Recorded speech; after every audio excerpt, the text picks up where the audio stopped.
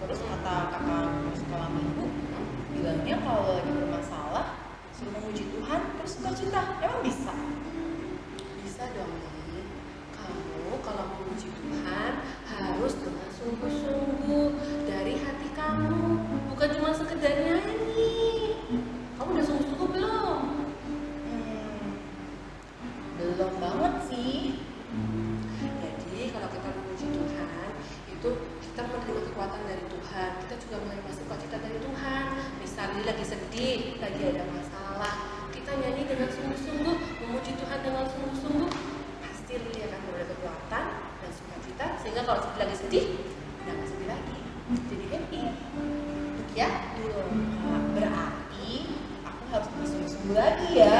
Oh iya. Setiap kali memuji Tuhan nggak boleh main-main, harus dengan sungguh memuji dari hati kita, dari hati Lili. Ya? Oke deh, oke coba.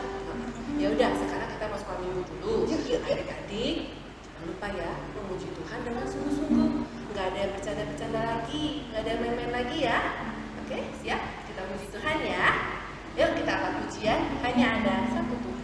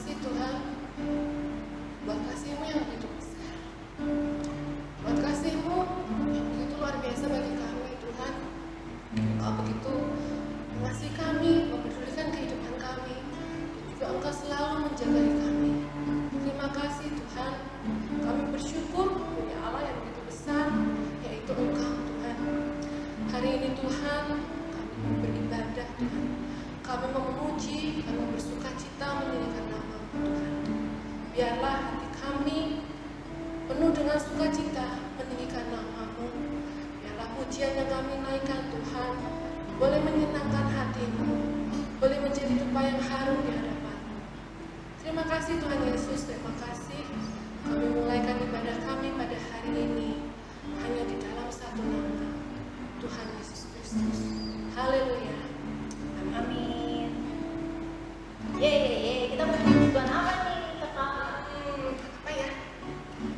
Apa lupa lagunya? Apa ya, Rik?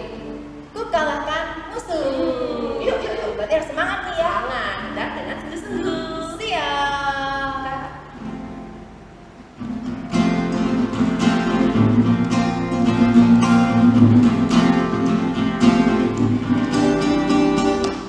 Kalahkan musuh dan melompat tembok. Haleluya, haleluya. Kalahkan musuh dan melompat tembok. Haleluya, haleluya. Janjinya kemenangan, Dia batu keselamatan. Ku kalahkan musuh dan melompat tembok. Haleluya, haleluya. Kalahkan musuh dan melompat tembok. Haleluya, haleluya. Ku kalahkan musuh dan melompat tembok. Haleluya, haleluya. Janjinya kemenangan, Dia batu keselamatan. Ku kalahkan musuh dan melompat tembok. Haleluya. Kenakan juga pujian, ku kenakan jubah pujian, ku kenakan jubah pujian, dan segala bebanku lenyapkan.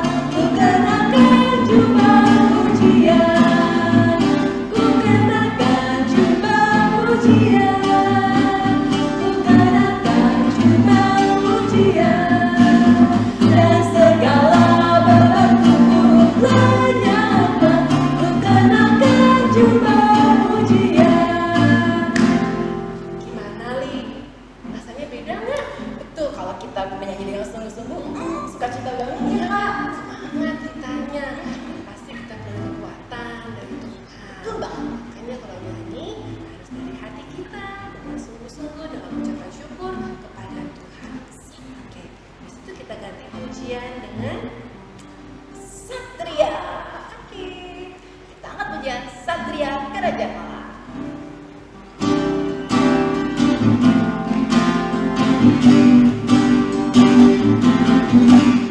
Satria Kerajaan Allah, Satria Kerajaan Surga.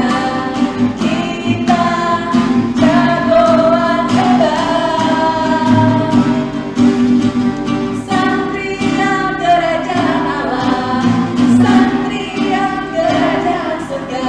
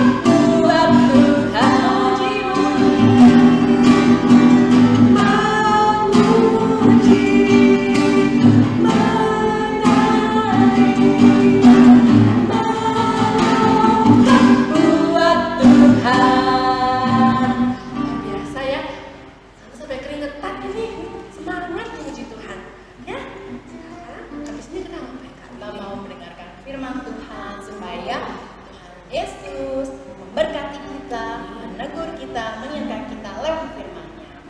Kita sebelum mendengarkan firman Tuhan, kita akan angkat pujian, mulut kecil ini, mata kecil ini, semuanya hanya untuk kemuliaan nama Tuhan. Kita angkat pujian ini dengan sungguh-sungguh, dengan mata ditutup, tangan dilipat.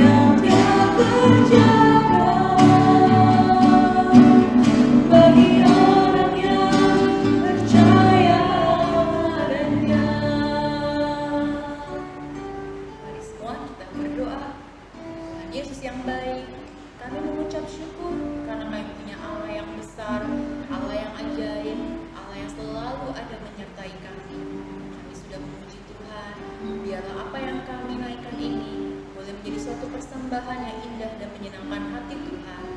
Tuhan Yesus, saat ini kami mau mendengarkan kebenaran firman-Mu. Siapkan hati kami, siapkan telinga kami, agar kami duduk diam, mendengarkan dengan sungguh-sungguh setiap perkataan firman-Mu, dan kami lakukan dalam kehidupan kami. Terima kasih Tuhan Yesus, ini doa ucapan syukur kami naikkan ke hadirat-Mu. Di dalam nama Tuhan Yesus, kami berdoa dan mengucap syukur. Haleluya. Amin.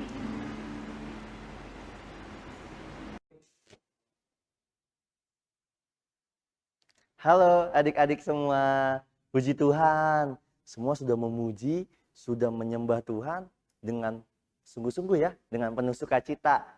Nah, firman Tuhan hari ini berhubungan loh dengan puji-pujian, dengan penyembahan-penyembahan yang adik-adik tadi naikkan gitu ya. Puji Tuhan. Nah, jadi di sini semua suka ya dalam memuji dan menyembah Tuhan gitu. Karena saat kita memuji, saat kita menyembah Tuhan dengan sungguh-sungguh, maka Tuhan hadir di atas setiap puji-pujian kita. Dan tahu nggak adik-adik, saat Tuhan hadir di atas puji-pujian kita, maka semua rasa takut, rasa sedih yang kita rasakan itu hilang loh. diganti dengan sukacita, dengan kemenangan yang Tuhan berikan. Jadi adik-adik saat memuji dan menyembah Tuhan itu harus dilakukan dengan sungguh-sungguh ya. Supaya apa? Supaya Tuhan hadir di atas setiap puji-pujian kita. Dan sehingga saat adik-adik merasa sedih, saat adik-adik merasa galau gitu ya, itu Tuhan boleh berikan sukacita. Sehingga kita boleh kembali tersenyum gitu. Sehingga kegantengan, kecantikan adik-adik semua itu terpancarkan. Nah, hari ini kakak ingin bercerita tentang seorang raja yang takut akan Tuhan, yang sungguh-sungguh dalam beribadah kepada Tuhan, dan dia mengalahkan musuh-musuhnya melalui nyanyian dan pujian gitu. Ada yang tahu nggak adik-adik? Siapa ya nama raja itu ya? Cerita ini tuh diambil dari 2 Tawarik pasal 20 ayat 1 sampai ayat 22. Ya, betul. Tentang Raja Yosafat. Jadi, zaman dulu pada saat Salomo itu wafat, meninggal, kerajaan Israel terpecah menjadi 2 adik-adik. Yaitu Israel bagian utara yang disebut juga dengan bangsa Israel, dan Israel bagian selatan yang disebut dengan bangsa Yehuda. Dan Raja Yosafat ini dia memerintah di dalam kerajaan Yehuda tuh, Israel bagian selatan. Dan Raja Yosafat menjadi seorang raja itu menggantikan ayahnya adik-adik. Jadi saat Raja Asa sudah meninggal dunia, maka Raja Yosafat ini naik menggantikan Raja Asa ayahnya untuk menjadi seorang raja bangsa Yehuda. Saat itu dia berusia 35 tahun. Dan dia, raja ini merupakan raja yang dengar-dengaran sama Tuhan. Dia mengikuti jejak ayahnya, jejak Daud, leluhurnya, yang menjadi bangsa yang takut akan Tuhan. Sedangkan yang saat Raja Yosafat memerintah di bangsa Yehuda, bangsa Israel dipimpin oleh Raja Ahab yang nggak dengar-dengaran tuh sama Tuhan, yang sering berbuat jahat kepada Tuhan. Dan kita boleh lihat bagaimana Tuhan menolong Raja Yosafat nih di dalam pemerintahannya. Saat itu banyak sekali bangsa-bangsa yang memusuhi bangsa Yehuda gitu. Tak terkecuali bangsa Moab dan bangsa Amon.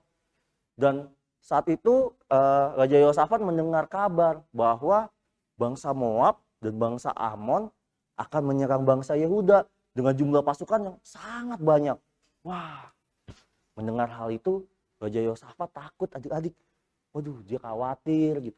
Karena secara manusia dia bisa lihat bahwa wah, bangsa Israel kalau lawan bangsa Moab dan bangsa Amon, wah kayaknya kalah nih dari segi pasukan, dari segi peralatan perang. Wah, timbul kecemasan di dalam hati Raja Yosafat gitu ya. Tapi apa yang dilakukan Raja Yosafat saat dia takut? Dia lalu datang bersujud, berdoa sama Tuhan. Dia meminta pertolongan Tuhan. Bahkan Raja Yosafat memerintahkan seluruh rakyat Yehuda saat itu untuk berdoa dan berpuasa. Jadi semuanya tuh disuruh berdoa, berpuasa dalam keluarga mereka masing-masing ya, istrinya, anaknya, pokoknya semua orang saat itu yang ada di bangsa Yehuda, semua diminta oleh Raja Yosafat untuk berdoa sama Tuhan dan berpuasa. Lalu di tengah doanya, di tengah mereka menjalankan ibadah kepada Tuhan, lalu ada seorang Lewi yang bernama Yehaziel, diurapi oleh kuasa roh Tuhan, oleh Roh Kudus, dan dia berbicara, memberikan kekuatan bahwa Tuhan berfirman melalui Yehaziel ini, menyampaikan kepada Raja Yosafat bahwa jangan takut. Pada saat bangsa Moab dan bangsa Amon itu datang, bangsa Yehuda harus maju berperang. Karena yang berperang bukan manusia, tapi Tuhan sendiri yang akan turut berperang. Jadi saat itu Tuhan menyampaikan firman-Nya melalui Yehaziel, menyampaikan bahwa bangsa Yehuda jangan takut, Raja Yosafat jangan takut. Karena yang menyertai, yang akan berperang melawan bangsa Moab dan bangsa Amon, itu bukan bangsa Yehuda, tapi Allah yang mereka sembah, yang akan melawan bangsa Moab dan bangsa Amon. Wah, mendengar hal itu, Raja Yosafat lalu langsung memuji Tuhan, langsung menyembah Tuhan. Rasa takutnya, rasa kekhawatirannya dia itu hilang. Dia percaya akan firman Tuhan tersebut. Karena apa? Karena saat Allah yang berjanji, maka Allah pasti akan menggenapi. Jadi saat Allah berjanji tuh adik-adik, saat kita baca kitab suci ya, saat kita baca Alkitab, terus ada janji-janji Tuhan, kita harus percaya. Karena apa? Karena Tuhan yang kita sembah itu Tuhan yang selalu menepati janji-janjinya. Jadi mendengar hal itu, Raja Yosafat langsung sukacita, langsung kesedihannya hilang, rasa takutnya hilang. Dan dia bersyukur sama Tuhan, dia memuji dan menyembah Tuhan. Lalu keesokan harinya Raja Yosafat sedang mengatur strategi ya adik-adik. Wah, ini bangsa Moab dan bangsa Amon akan menyerang bangsa Yehuda nih. Jadi Raja Yosafat mengatur strategi perang. Dan strategi perang yang diambil itu, wah beda adik-adik dibanding dengan strategi-strategi perang raja-raja pada umumnya. Biasanya kita kalau berperang yang disiapin apa sih? Tentu senjata ya. Wah, senjata perang yang canggih, orang yang banyak, istilahnya pelatihan nih untuk bertempur. Tapi saat bangsa Moab dan bangsa Amon mau menyerang bangsa Yehuda, Raja Yosafat memerintahkan bahwa pemuji dan penyembah Tuhan itu harus ada di paling depan.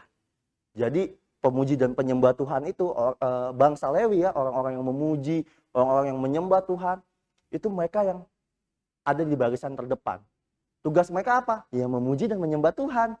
Bukan membawa pedang, bukan membawa peralatan-peralatan perang, enggak. Tugas mereka adalah memuji dan menyembah Tuhan.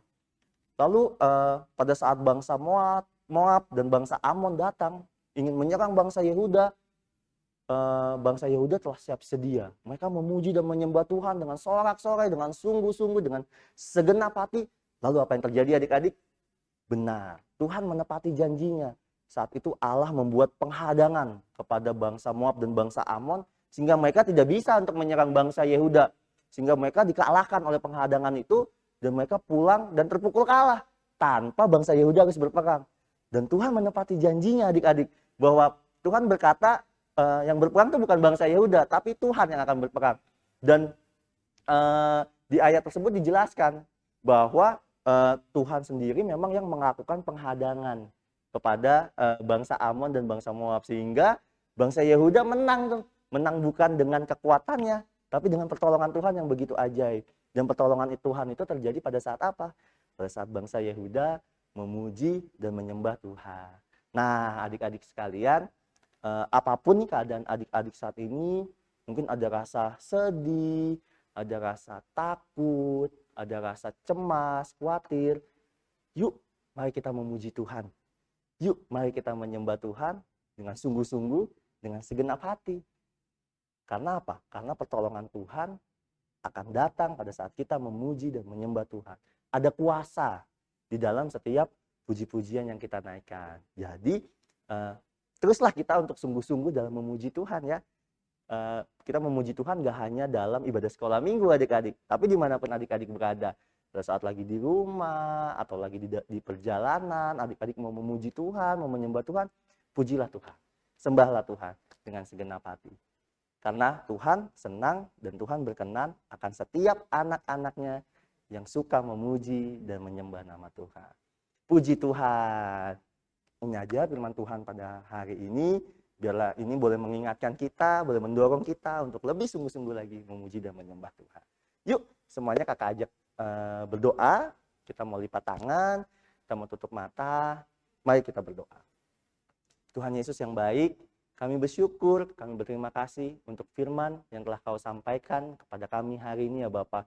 Engkau mengingatkan kami, Engkau memberitahukan kami bahwa kami harus memiliki hati yang sungguh-sungguh Tuhan pada saat kami memuji Engkau, pada saat kami menyembah Engkau, menyanyikan pujian bagi hormat dan kemuliaan nama-Mu ya Bapak.